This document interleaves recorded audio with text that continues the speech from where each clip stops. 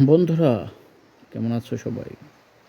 আমরা আজকে একটু ঘোরার জন্য আসছিলাম উল্লাপাড়ার উধনিয়া গ্রামের সেই ঐতিহাসিক মিনি কক্সবাজারে, যেখানে অনেকেই আসে তাদের ফ্রেশ মন মানসিকতা প্রকাশের জন্য। আমরা চেষ্টা করব আপনাদের এই সৌন্দর্য দেখানোর জন্য, যা আপনারা একটুখানি হলেও ঘরে বসে থেকে যেন এই সৌন্দর্যটা পান। ঘুরতে বিকালের সেই ক্লান্তি দূর করে আসলাম, ভালোই লাগলো। আমরা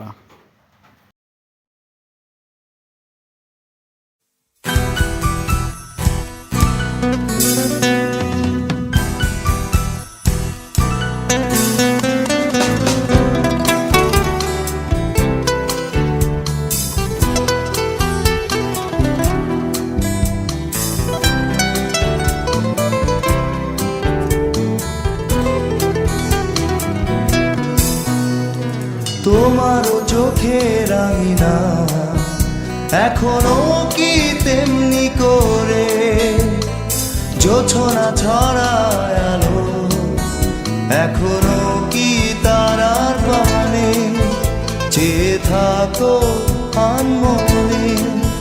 তুমি কি আমায় আগের মতো বাসো ভালো? তুমি কি আমায় আগের মতো বাসো ভালো?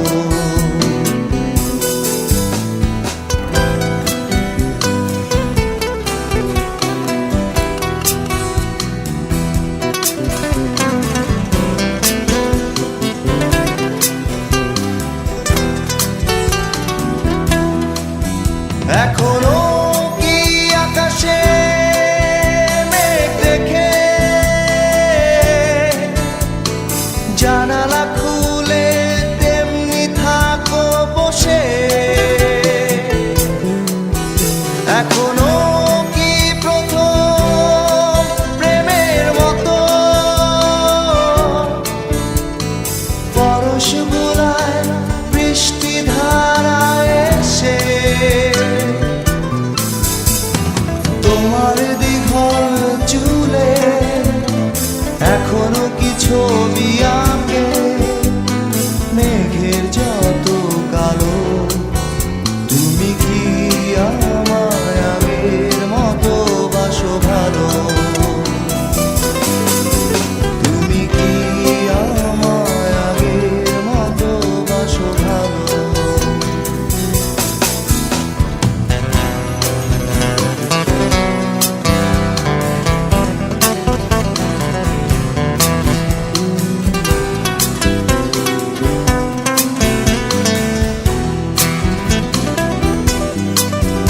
এখনো কি পুরনো চিঠি পড়ে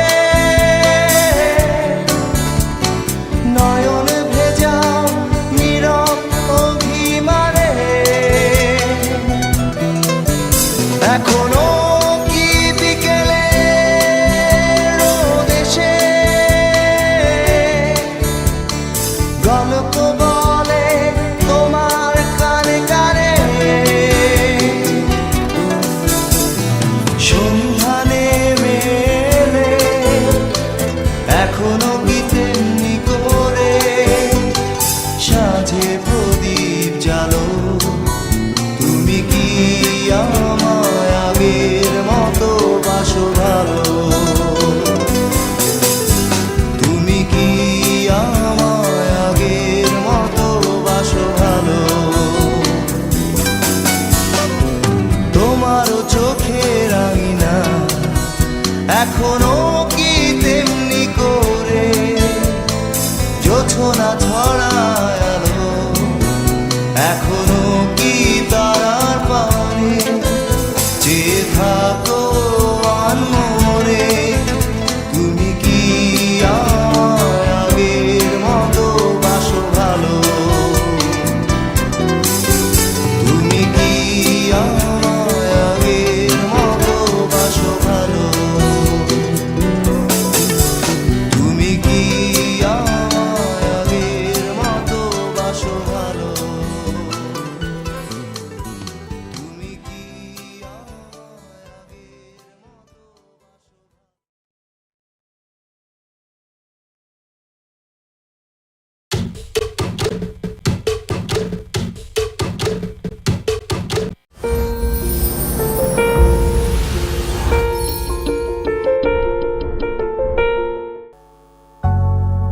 এবার মোলে সুতো হব ওগো, এবার মোলে সুতো হব, তাঁতির ঘরে জন্ম লব, পাছা পেড়ে শাড়ি হয়ে তুলব তোমার কোমরে, তোমরা যে যা বলো আমারে। এবার মোলে মাটি হব, কোমর বাড়ি জন্ম লব, কলসি হয়ে ছালাক ছালা দুলব তোমার কোমরে, তোমরা যে যা বলো আমারে।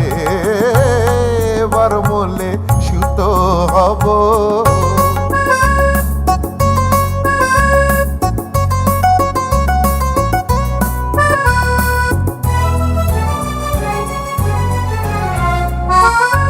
হব কাকের উপর বিছে, হব কাকের উপর বিছে, নইলে জীবন হবে মিছে। হব কাকের উপর বিছে, নইলে জীবন হবে মিছে। বুঝবে বধু কি যে জ্বালা, সেই বিছেরি কামড়ে, তোমরা যে যা বলো আমারে। এবার মোলে সুতো হব, তাঁতির ঘরে জন্ম লব, পাছা পেড়ে শাড়ি হয়ে দুলব তোমার কোমরে, তোমরা যে যা বলো আমারে। এবার মোলে সুতো হব। আরো অনেক ভালো সুন্দর একটি পরিবেশ ভ্রমণ করলাম। ভ্রমণের শেষে অনেক ভালো লাগলো। আরও অন্যান্য নেক্সট ভিডিওতে আমরা এখানে কী দেখেছি, কি কতটুকু সুন্দর জায়গা, আরও ভিডিওতে পাবেন নেক্সট। আমাদের পেজটা ফলো করেন, পেজ ফলো করলেই আপনারা পাবেন আরও অন্যান্য ভিডিওগুলো। দূর দূরান্ত থেকে অনেক লোক আসছে, অনেক দর্শনার্থী এখানে ঘুরতে আসছে। তবে এখানকার ব্যবস্থাপনাটা একটুখানি অন্য ধরনের মনে হচ্ছে, কারণ সবাই স্থানীয় যে লোকজন যারা ভ্যান চালক তারা এই বিষয়ে সচেতন না। তারা রাস্তার ধারে বিভিন্নভাবে গাড়িগুলা রাখে, যার ফলে যানজটের সৃষ্টি হয়। যদিও বা শুধুমাত্র একটা চিকন 16 ফিটের একটা রাস্তা, যেখানে একটু সচেতন না হলে গাড়িগুলা ভালো করে রাখা যাবে না। অটো আর এখানকার স্থানীয় জনগোষ্ঠীর যে অটো চালকগুলো আছে তাদেরকে বলবো অবশ্যই আপনারা সুন্দরভাবে গাড়িটা পার্কিং করে রাখবেন, যাতে করে যারা দূর দূরান্ত থেকে আসছে তাদের যেন কোনো সমস্যা না হয়। ধন্যবাদ বন্ধুরা, ভালো থাকবেন, লাইক করবেন এবং শেয়ার করবেন এবং কমেন্ট করবেন অবশ্যই। পরবর্তী ভিডিওতে দেখা হবে এই সুন্দর ভিউ দেখানোর জন্য। আপনাদের আমাদের পাশে থাকার জন্য ধন্যবাদ। দেখলেন অবশ্যই আপনার মন্তব্যটা করে যাবেন আমার এই পেজে।